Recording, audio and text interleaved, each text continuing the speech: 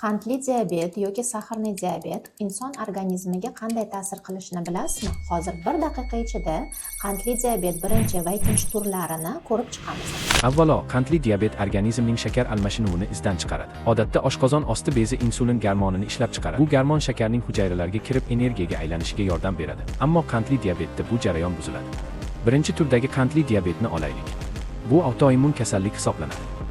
Immun tizimi oshqozon osti beziga hujum qiladi. Natijada bez juda oz miqdorda yoki umuman insulin ishlab chiqarmaydi. Birinchi tur qandli diabet bilan og'rigan odamlar umr bo'yi insulin inyeksiyalariga muhtoj bo'lishadi. Bu kasallik odatda bolalik yoki o'smirlik davrida boshlanadi. Ikkinchi tur qandli diabet esa boshqacha kechadi.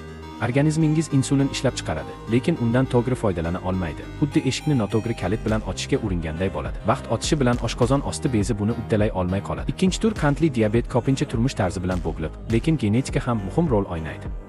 Qondagi qand miqdori yuqori darajada qolsa nima bo'ladi? Holsizlik, qorish qobiliyatining xiralashuvi, yaralarning sekin bitishi va yurak kasalliklari hamda asab tizimining shikastlanishi kabi uzoq muddatli xavflar paydo bo'lishi mumkin. Qondagi qand miqdorini nazorat qilishni xohlaysizmi? Buning uchun muvozanatli ovqatlanish, jismoniy mashqlar va muntazam tibbiy ko'rikdan o'tib turish muhim.